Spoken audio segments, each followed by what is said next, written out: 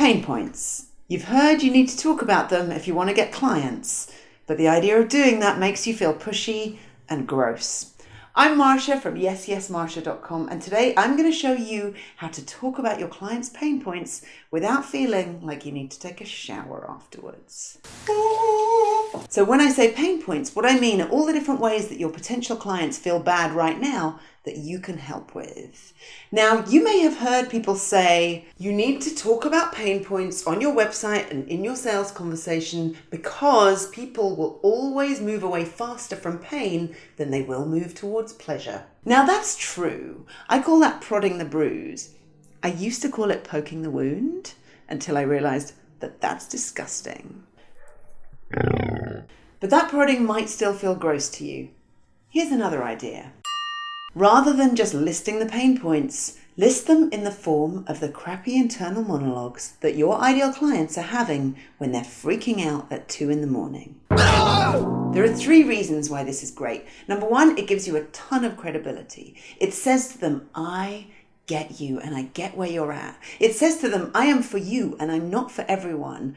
And it says to them, when you tell me your problems, I am going to take your shameful secret stuff and I am going to treat it carefully and with respect because I understand what you're going through.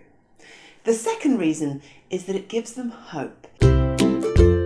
It says to them, I have found a solution to this problem. Maybe I'm not your solution, but at least one exists, so probably there is a way out of where you are. But the third one is my favorite reason, because when you can list what they're going through when they're freaking out at 2 a.m, when you can list the stuff they often won't even tell their friends, you're saying to them the 4 most powerful words in the English language. You are not alone. When we feel like we're not alone, we feel like we belong. And so you're saying to them, you belong, not when you've fixed yourself, not when you've got better, but you belong where you are right now. That's powerful connection. Nothing dissolves shame faster than knowing somebody else is going through the same thing that you're going through. And when we feel that sense of belonging, our brains release dopamine, happiness, oxytocin, bonding and trust, very important for sales, and serotonin. It calms us down. We crave that feeling of belonging more than we crave any other feeling, more than we crave happiness. It's why we so often want a long-term sweetheart or pets or kids or a best friend, because we want to belong to someone and have someone belong to us. So if you include in your copy, in your sales conversations, language that echoes those 2 a.m. freaking out internal monologues that your clients are having, you're giving them the thing that they crave most in the entire world before they spend a cent with you, which from a service point of view is huge. And from a marketing point of view, if they've done this much for me and I haven't spent any money, what's going to happen when I actually pay them? So how do you figure out what that internal monologue is saying? Ask them. Ask your current clients, ask your past clients. If you don't have any clients yet, then speak to people who you know are suffering from the problem that you help solve and ask them, what's the thing that you're most worried about? What's the thing that you're most scared about?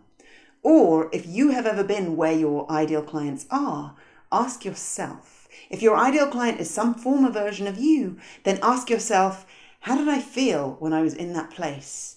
And what was I thinking? To review, if you want your ideal clients to know that you are the one for them, if you want them to feel hope, and if you want to say to them the 4 most powerful words in the English language, you are not alone, then make sure when you're writing on your website, when you're having sales conversations, you use language that reflects the internal monologues they have when they're freaking out at 2 a.m. Now, over to you. Has this sparked anything? Can you think immediately what one of those internal monologues is for your ideal clients? Let me know in the comments below.